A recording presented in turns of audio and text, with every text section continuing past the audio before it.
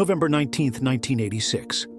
A quiet Connecticut lake, a routine search for a missing person. But what the divers found was beyond horrifying. Scattered along the shoreline, chunks of human flesh and torn apart, mutilated, something straight out of a nightmare. And as investigators dug deeper, they uncovered a method of murder so sickening, so unthinkable, it would go down in history as one of the most brutal crimes ever committed. This is the story of the wood chipper murder, a case that still haunts the world to this day. It all starts in a small town in Denmark, and Helen Nielsen, born in 1947 in Charlottenlund, near Copenhagen, grew up in a home filled with love from her parents, Elizabeth and Ebe. From a young age, she was sharp and could speak several languages: English, French, German, Swedish, and Norwegian. Hel was always itching for adventure, so she started by becoming an exchange student in the UK, then headed to Paris to work as an au pair. But her wanderlust didn't stop there. She went back to Denmark to study French interpretation at the University of Copenhagen. But that still wasn't enough for her. One day, she saw an ad for a flight attendant job, and it seemed like the perfect chance to travel the world. She went up against 200 other candidates for just 8 spots, and somehow came out on top. So, she started working for Capital Airways. In May 1969, Hel went to Miami for training, where she met Richard Crafts. Back then, he was in his early 30s, known for having short-lived relationships, and didn't really make commitments. But meeting Helle seemed to change him, and suddenly he was looking at relationships a little differently. Crafts was originally from New York, born into a wealthy family where he had it pretty good growing up, though he wasn't exactly into school. He dabbled in studying agriculture for a bit at university, but dropped out pretty quickly. After that, he joined the Marines, and that's where he discovered his love for flying helicopters. This would later become his thing, his career path. After leaving the military, Richard was ready for a change. He didn't want to keep moving around every few years like in the Marines, so he looked for something more stable. The exact details of what he did afterward are a bit murky, but it's believed that he had a decent job, possibly as a pilot. It was during this time that he met Helen Nielsen at a training course. Their relationship was a bit of a roller coaster. They were on again, off again for years, mostly because Richard was scared of being tied down and wanted the best of both worlds, a relationship and his freedom. Despite the ups and downs, he briefly got engaged to another woman, though that didn't last long. And after 6 years of this back and forth, Helle ended up pregnant with Richard's child. That was the turning point. Richard finally proposed and they got married. Hel became Mrs. Helen Crafts, and they settled down in Connecticut, buying a home and having 3 kids. From the outside, everything seemed like a normal family life. But behind the scenes, things weren't so perfect. Helle's friends noticed bruises on her face, which she kept brushing off with different excuses. But as time went on, the bruises kept showing up, and people started to wonder what was really going on. Turns out Richard had been emotionally and financially abusing Hel for a while. There wasn't solid proof of physical abuse other than the bruises, but he had a hold on her in other ways. He made her pay for everything, the mortgage, the bills, you name it, while he kept all his own money, which was way more than hers.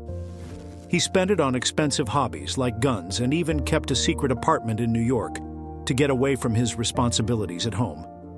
In 1982, Richard got bored with the regular routine of his life and decided to spice things up by volunteering with the police. He got stuck with some small tasks like being a traffic warden, but he took it way too seriously, even threatening a driver with his gun during an argument, and somehow faced no consequences for his over-the-top behavior. Then 2 years later, Richard found out he had lung cancer. The prognosis wasn't good, and Helle ended up becoming his full-time caregiver. She took on extra work to cover the bills, but Richard refused to let go of his beloved New York apartment, leaving Helle to deal with the financial burden on her own. So after 2 years of trying to get better, Richard's behavior towards Helle just kept getting worse. It wasn't just the emotional stuff anymore, it was physical too. Helle had had enough. She couldn't put up with the abuse anymore, so she made up her mind to get a divorce. She had a gut feeling Richard was cheating, but she didn't have solid proof. So her lawyer suggested she bring in a private investigator, Keith Mayo, to check things out. Keith didn't waste any time. He followed Richard to this apartment and caught him there with another woman. Keith took pictures, and Helen didn't need to see anymore. She knew that woman was the one her gut had been telling her about. That night, Helen confronted Richard and told him it was over. Richard, trying to play her, suddenly pulled out the cancer card. He claimed it had come back and said he wouldn't get treatment if she left him. But Helen wasn't buying it. She called his oncologist, and the doctor confirmed that Richard hadn't been tested recently and was still in remission. He had lied to her again. Even though Richard kept trying to manipulate her, Helen stuck to her guns and moved forward with the divorce. She wasn't going to let him control her anymore. To keep things normal for the kids, they hired a live-in nanny, Marie, to help out. Helen knew this was the right thing to do, and she kept pushing ahead with the divorce. Finally, on November 15, 1986, Helen was getting ready to fly to Hamburg. She told her colleagues about her tough divorce and how worried she was about Richard getting more abusive. But deep down, she knew it was the best thing for her and the kids. After her trip, she came home on November 18th around 7 p.m. and saw Richard's truck parked outside. She knew it meant more fights, but there was nothing she could do. Her kids were inside, and she had to face him. So around 7, Helen said goodbye to her friend and went inside. That night, things took a creepy turn. At 3:35 a.m., Marie, the nanny, was woken up by a knock on her door. It was Richard. He told her that the power had gone out and that they all had to leave while he fixed it. He said they were going to his sister's house. Marie asked about Helen, but Richard said she was already there. Marie, trusting Richard, rounded up the kids and they all piled into the car. When they got to his sister's house, there was no sign of Helen. Marie asked again, but Richard just brushed it off. Then he left Marie and the kids there and said he would go back to fix the power. The next time anyone heard from Richard was a call the next afternoon saying the power was still out. So later that afternoon, around 3 p.m., Richard called his sister to let her know the power was back on, but he added that his car had slid down the driveway, which caused even more delays. He didn't end up picking up Marie and the kids until around 9 p.m. that night, after spending 12 hours alone at the house. When they got back, the electricity was working again, but Helen was still missing. The next morning, Helen's co-worker, Anna, asked where Helen was. Marie told her she hadn't heard from Helen in 2 days, assuming she was off on a long flight. But Anna sounded freaked out and said Helen wasn't scheduled for any flights, and it was against the rules for her to be working without a mandatory rest. Anna remembered how Helen had been anxious about her divorce and had once told her, "If anything happens to me, don't think it was an accident." Anna insisted Marie report Helen as missing, but Marie wasn't sure, thinking Helen would reach out soon. After Marie spoke to Richard about what Anna had said, he explained that Helen's mom in Denmark had suddenly gotten really sick, and Helen had flown out to be with her. He said Helen hadn't been home for 2 days because of all this. But Anna wasn't buying it. She knew Helen would have told her something that big. Richard gave her the number for Helen's mom in Denmark to check the story, but Anna hesitated to call. By November 22nd, Helen was supposed to be flying out from JFK to Germany, but no one had heard from her in days. When Anna saw Helen's car parked in the staff lot at JFK, she thought maybe Helen was just at work. But after her shift, she still couldn't find her, and that's when she started to worry. 2 days later, the car was still there, and that raised even more red flags. Anna decided to try the number Richard gave her, but it turned out to be fake. Richard said it was the only number he had, but suggested Anna call Helen's cousins in California to get the right one, leaving her to do all the legwork. Anna was getting fed up with Richard's lack of help. On November 25th, Marie remembered seeing a dark stain on the carpet in Helen's room, which Richard had replaced with brand new carpets right after. She also noticed that Helen's address book, which had been kept safe in a drawer, was gone. These strange things made Anna and Marie even more suspicious. Soon after Helen disappeared, her address book with all her family's contact info went missing. Marie started to think Richard might have taken it, maybe to stop anyone from reaching out to Helen's family. It was like he was trying to cut her off from everyone, her friends, co-workers, and family. At work, Anna couldn't stop talking about how strange it was that Helen had just disappeared, and it was all anyone seemed to talk about. One co-worker remembered something odd Helen had said right before she vanished. She joked that if anything happened to her, it wouldn't be an accident. Other people recalled Helen making similar comments, which made everyone wonder if she somehow knew something bad was coming. Helen's friends decided they needed to figure out what happened, so they dug around for her mom's contact info. After a bit of digging, they managed to get in touch with her mother in Denmark. To their surprise, her mom was fine and hadn't heard from Hel at all. Turns out Richard's story about Hel going to Denmark to look after her mom was completely made up. Furious, Helen's friends went straight to Richard and confronted him.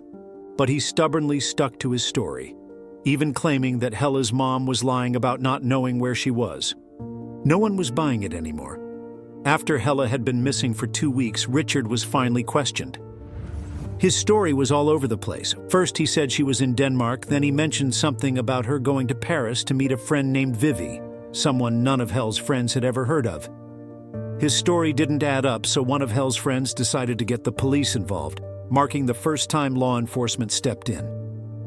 When Richard sat down with the cops, his story changed yet again.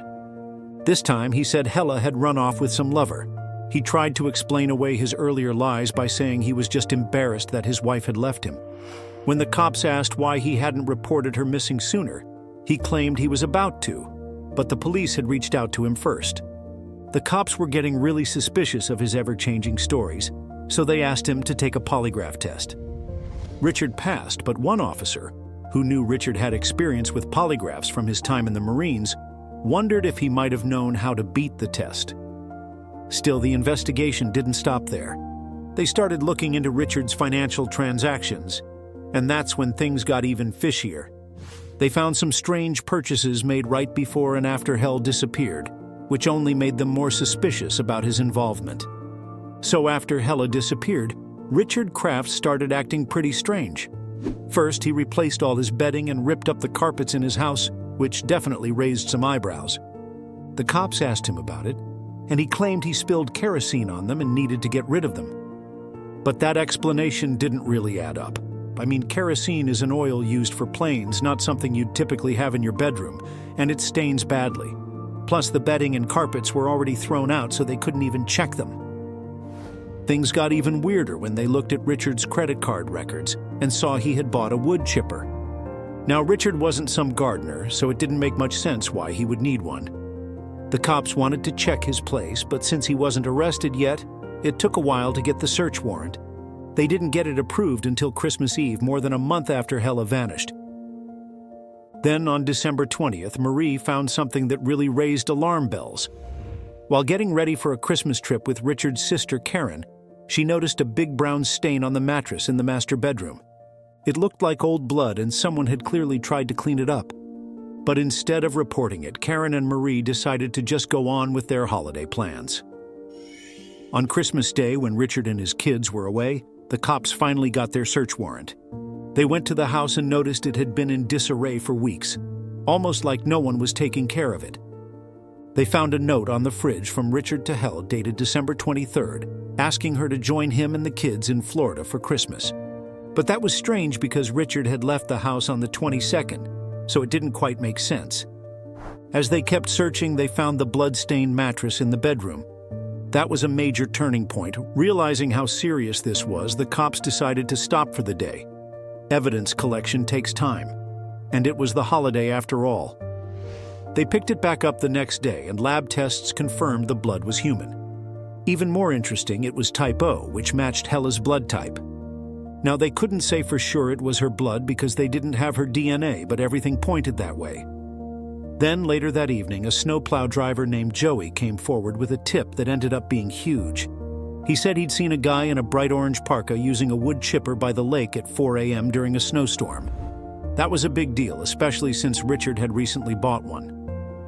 Joey's tip led the cops to the lake, where they found more evidence, pushing the investigation even further. Now just imagine this: a bunch of wood chippings, some torn-up blue fabric, and scattered pieces of paper with writing on them were found all over the place. One of those papers had an address on it, Mrs. Helen Crafts, and it clearly marked the area as a crime scene. Investigators got to work gathering all the papers for a closer look and called in the forensics team. It didn't take long for them to put the pieces together. Richard Crafts was believed to have murdered his wife, Helen Crafts, and used a wood chipper to get rid of her body, possibly dumping her remains in a nearby lake. This lake was huge, so they sent in multiple diving teams to search it. And they pulled up some truly disturbing things. 2,660 long bleached hairs, a human tooth, a dental crown, bits of skull, 60 small bone fragments, and even 3 ounces of human tissue. But the most chilling find? The tip of a human finger with bright red nail polish on it. Turns out it matched a bottle of red nail polish found in Helen's bathroom, tying the finger directly to her. But that wasn't all. They also discovered a chainsaw engine in the lake. The team quickly realized that the serial number could be key, so they zeroed in on it. At first, it looked like the number had been intentionally sanded off, but after a lot of work, lab techs managed to bring it back to life. A few days later, they tracked down the chainsaw's records and, to their shock, found a warranty signed by Richard Crafts himself. On the same day, they linked one of the human teeth found in the lake to Helen's dental records, confirming it was her. It all pointed to the horrifying truth. Helen had been murdered, her body chopped up in the wood chipper, and her remains dumped in the lake. So Richard Crafts was arrested on January 13th, 2 months after Helen went missing. When the trial came around, the police revealed that Richard had clearly planned this out. Just days before Helen disappeared on November 10th, he had ordered a special upgrade for his truck. By the 14th, he had rented a wood chipper and bought a giant chest freezer. By November 18th, everything was set up and he was just waiting for Helen to come home from work. That night, they got into a huge argument, which ended with Richard attacking her. They think he knocked her out with a flashlight, then hit her again, killing her. Afterward, he moved her body to the garage, put it in the chest freezer, and bided his time. When Marie was at her second job, Richard quietly loaded the freezer into his truck. He had to be super careful not to wake up Marie or the kids. When the power went out, he saw his chance. He took Marie and the kids to his sister's house, then snuck back to dispose of Helen's body without anyone noticing. By this point, Helen's body was completely frozen in the freezer. So Richard pulled his wife's frozen body out, grabbed a chainsaw, and started cutting her up into tiny pieces. Every time he cut off a bit, he threw it right back into the freezer because he wanted to keep her frozen. After he's done with that, he fixed the power in the house and headed out to pick up Marie and the kids. They all came back to the house, totally unaware that their mother's dismembered, frozen body was just a few feet away. That night, when everyone's asleep, including Marie, Richard got up in the middle of the night, hopped in his truck with Helen's body still frozen in the back and a wood chipper, and drove out to a lake. He took the wood chipper out of the truck, lined it up just right so whatever he put in will shoot straight into the water, and started feeding his wife's body parts through the machine. And between each part of her, he throws in a piece of wood, mostly to clean the machine, because obviously he can't return it with bits of human meat stuck in it. But it also makes it look like he's using the chipper for its actual purpose, like it's just some regular job. If there's wood chips on the ground, he could always say that's what he was doing with it. As for the wood chipper, the freezer, and the pickup truck, no one ever figured out what Richard did with those. They had to have gone back to the companies he rented them from, but no one could track them down. So once all this came out in court, the jury went off to deliberate. Usually this stuff takes just hours, but they were gone for 17 days. They just couldn't agree on whether Richard was guilty or not. They hit a deadlock, and eventually one of the jurors, named Warren, just got up and walked out of the room, saying he wasn't coming back. And he was like, "I just don't think he did it." Even the trial got declared a mistrial, and they had to set up a new one. This time things went a lot quicker, and before long, Richard Crafts was found guilty of murdering Helen Crafts. What made this even bigger was that it was one of the first murder convictions where they didn't actually have a body. They had her tooth, a finger, and a bunch of her hair, but technically, she could have still been alive somewhere, without just those parts. But anyway, Richard Crafts was sentenced to 50 years for a brutal murder. But for the most part, he served his time quietly. There's this one catch, though. He did an interview back in 1996, and it was the only one he ever did. In it, he straight up told the journalist that he could escape from the maximum security prison whenever he felt like it. The journalist, probably a little shocked, asked him, "Well, if you could just escape, why haven't you?" Richard's reply, "Because that would mess up everything I've been working for." Meaning he didn't want to screw up his chances for early release by showing he could escape. And wouldn't you know it? His plan worked. Richard got out after only 30 years behind bars for good behavior. 30 years for murdering his wife and literally shredding her body in a wood chipper.